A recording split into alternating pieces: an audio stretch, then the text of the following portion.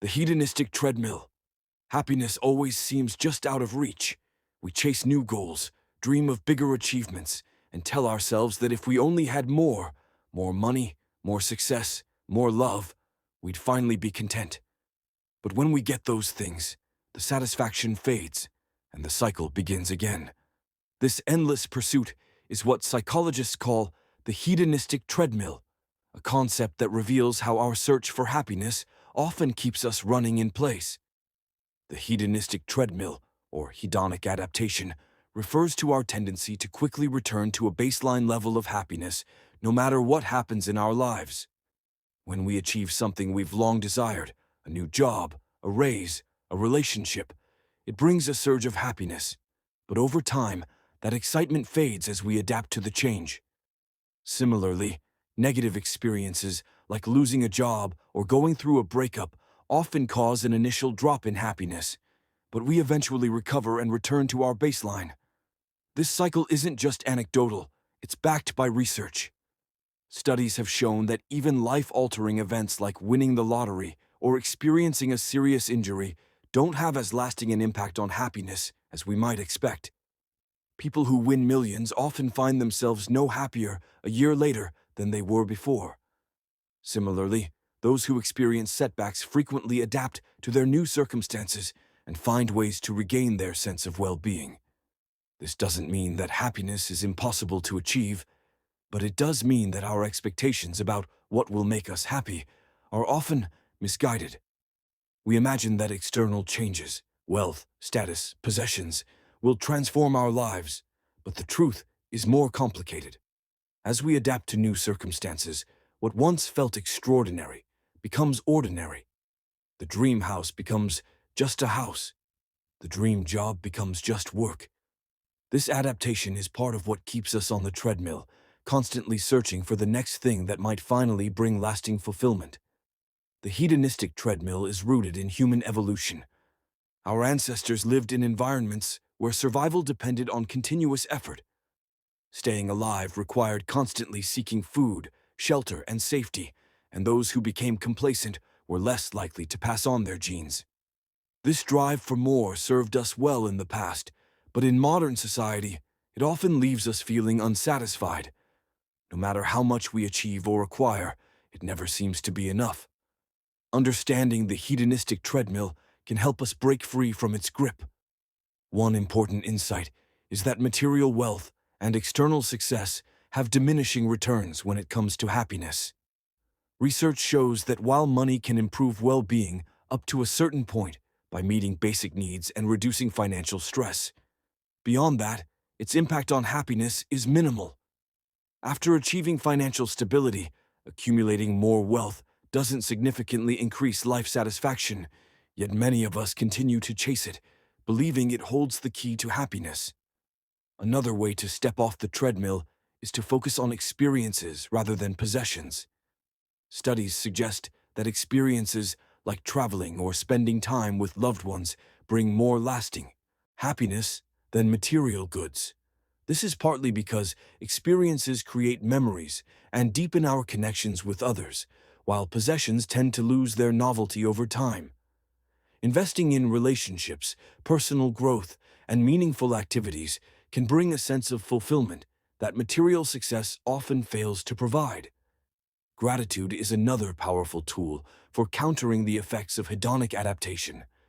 By actively appreciating what we already have, we can shift our focus from what's missing to what's present. Practicing gratitude has been shown to increase happiness, reduce stress, and improve relationships. It reminds us that contentment doesn't come from acquiring more, but from valuing what's already in our lives. Mindfulness also plays a key role in breaking free from the hedonistic treadmill. By cultivating awareness of the present moment, we can learn to appreciate the simple pleasures of life without constantly striving for more. Mindfulness helps us recognize when we're caught in the cycle of wanting and reminds us that happiness is not a destination, but a state of being.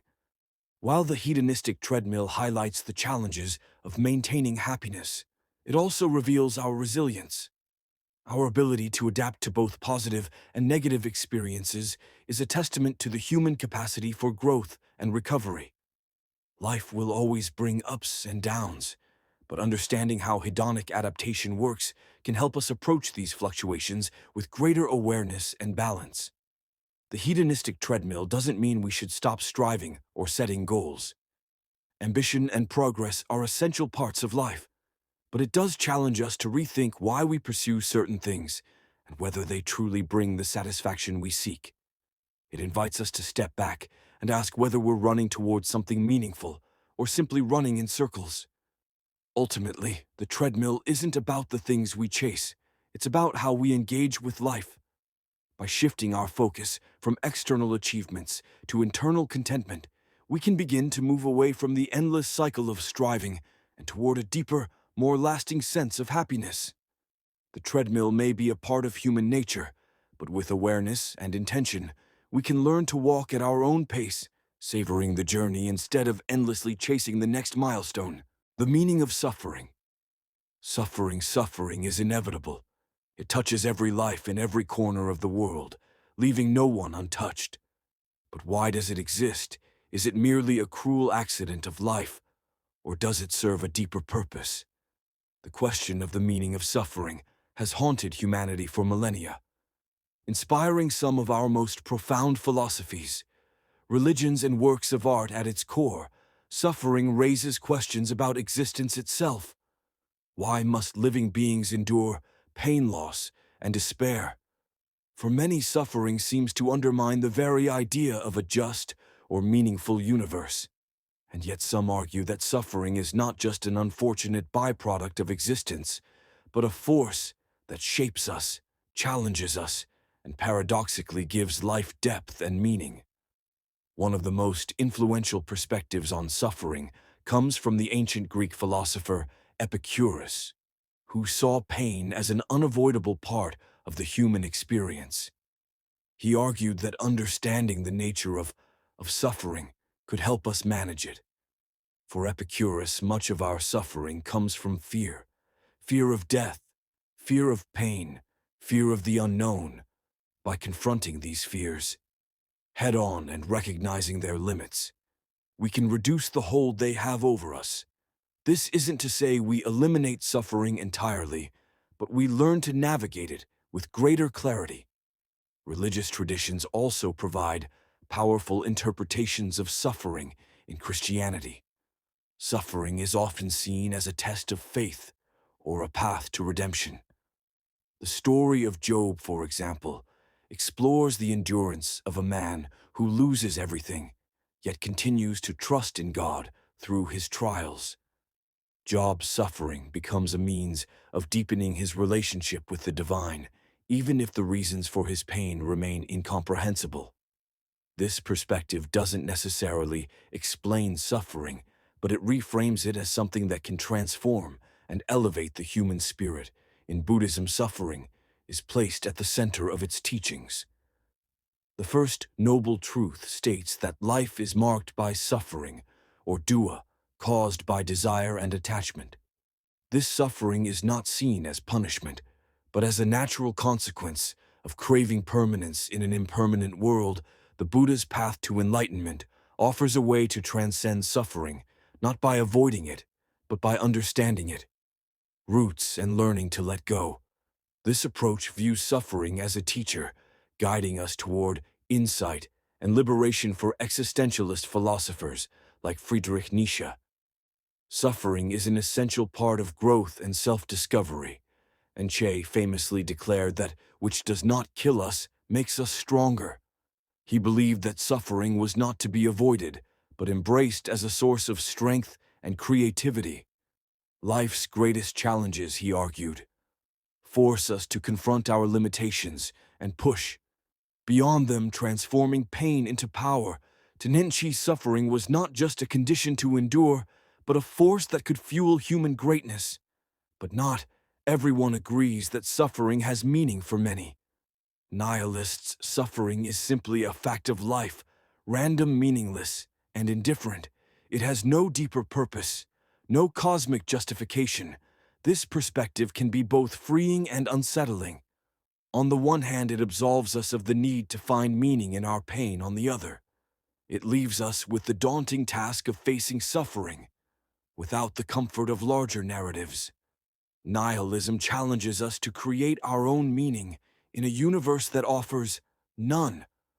Modern psychology offers yet another perspective, focusing on how humans process and respond to suffering. Viktor Frankl, a Holocaust survivor and psychiatrist, wrote extensively about the meaning of suffering in his book, Man's Search for Meaning, drawing on his experiences in concentration camps. Frankl argued that while we cannot always control the suffering we endure, we can choose how we respond to it. For Frankl, the ability to find meaning, even in the darkest circumstances, is what defines humanity. He saw suffering as an opportunity to rise above our circumstances and affirm the value of life. Science, too, sheds light on the nature of suffering, particularly its role in evolution. Pain serves as a survival mechanism, warning us of danger and helping us avoid harm. Emotional suffering, such as grief or loneliness, strengthens social bonds and promotes cooperation, which are essential for the survival of social species.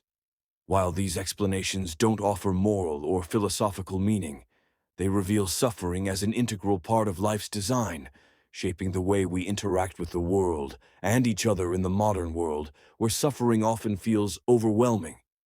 Wars, pandemics, environmental crises, it's easy to see it as an insurmountable burden. Yet some argue that suffering can inspire acts of compassion and solidarity in moments of collective hardship. People often come together to support one another, finding strength and meaning in shared humanity. This doesn't erase the pain, but transforms it into something that connects and uplifts. Suffering forces us to ask difficult questions. It challenges our assumptions, tests our resilience, and compels us to confront the fragility of life. Whether we find meaning in it or not, suffering remains one of the most profound and universal aspects of existence. It is a mirror reflecting our vulnerability and a crucible in which our character is forged. Ultimately, the meaning of suffering is deeply personal. For some, it is a source of spiritual growth. For others, it is a reminder of life's harsh indifference. And for many, it is simply an undeniable fact of existence that must be faced and endured. What unites all these perspectives is the recognition that suffering, though painful, is an integral part of being alive. In understanding it, we come closer to understanding ourselves and the complex, fragile, and extraordinary experience of life. The absurd. Life demands meaning, but the paradox of freedom, aspiration of humanity. Yet it is often burdened with contradictions. The paradox of freedom lies in the tension between our desire for complete autonomy and the inevitable constraints that make freedom meaningful. It's a concept that has perplexed philosophers, writers, and thinkers throughout history, revealing that freedom is not as simple as it seems. Imagine a world where you could do absolutely anything, no laws, no expectations, no responsibilities. At first, it might sound exhilarating, but it quickly becomes overwhelming. Without structure or boundaries, choices lose their significance. If everything is permissible, nothing feels truly meaningful. This is the paradox. Absolute freedom can feel like no freedom at all. For freedom to matter, it must exist within limits. This paradox becomes clearer when we examine the relationship between freedom and responsibility. To be free is to have choices, but with choices come consequences. True. Freedom means owning those consequences. Yet the weight of responsibility can feel restrictive. The more freedom we have, the more responsibility we bear, creating a delicate balance. For example, when a society grants individuals the freedom to speak and act as they wish, it must also establish systems of accountability to prevent harm. These rules, though they may appear to limit freedom, are what enable it to thrive. Philosophers like Jean-Paul Sartre explored this tension through existentialism, emphasizing the burden of freedom, SRA argued that humans are condemned to be free, meaning that we are forced to confront the full weight of our choices without the comfort of predetermined paths. This absolute freedom can feel paralyzing if everything is a choice. How do we know what is right or meaningful? SRA believed that the answer lies in creating our own values, but this process is neither easy nor comforting. Freedom in this sense is both empowering and terrifying. Another layer of the paradox emerges when we consider freedom in the context of relationships and society. Humans are inherently social beings, and true freedom cannot exist in isolation. Yet our interactions with others inevitably involve compromise to live in harmony. We must sometimes limit our own freedom for the sake of others. This tension is evident in debates about laws and governance. While laws restrict individual behavior, they also create the stability necessary for collective freedom. Without laws, society would descend into chaos, where the strong dominate the weak, and true freedom becomes impossible. For most, freedom also interacts with desire in paradoxical ways. When people think of freedom, they often imagine the ability to fulfill their desires without interference. But desires themselves can become a form of bondage, addiction, obsession, or even the relentless pursuit of success can trap us in cycles of dependency. Eroding our sense of autonomy in this way, unrestrained freedom to follow our impulses, can lead to a loss of deeper freedom, the ability to act in alignment with our true selves. This idea is central to the philosophy of Stoicism, which teaches that true freedom comes not from external circumstances, but from mastery over our internal states. By cultivating self-discipline and focusing on what is within our control, we free ourselves from being enslaved by external events or emotions. For the Stoics, freedom is not the absence of constraints, but the ability to navigate them with wisdom and integrity. The paradox of freedom also manifests in the modern world's obsession with often what enable us to achieve meaningful freedom. Over time, a musician who practices for hours every day may sacrifice leisure, but that discipline allows them the freedom to express themselves fully through their art. Similarly, choosing to adhere to certain principles or commitments can provide a sense of purpose that unrestrained freedom cannot. The paradox also challenges how we view progress. Technological advancements often promise greater freedom to communicate, travel, and access information. Yet these same technologies can become tools of surveillance, distraction, or dependence. Social media, for instance, offers freedom of expression, but can also trap us in echo chambers or addictive behaviors. The tools we create to liberate ourselves can become the very chains that bind us. Ultimately, the paradox of freedom forces us to confront the complexity of human existence. Freedom is not about the absence of constraints, but about finding balance within them. It is about recognizing that boundaries and responsibilities are not the enemies of freedom, but its foundation. True, freedom is not infinite choice or unrestrained action. It is the ability to live in alignment with our values, to navigate life's constraints with purpose, and to find meaning in the delicate balance between autonomy and connection. The paradox of freedom is not a problem to be solved, but a reality to be embraced. It challenges us to think deeply about what we value, how we live, and what it truly means to be free, far from diminishing freedom. This paradox enriches it, reminding us that the most profound forms of liberty come not from escaping limitations, but from understanding and working within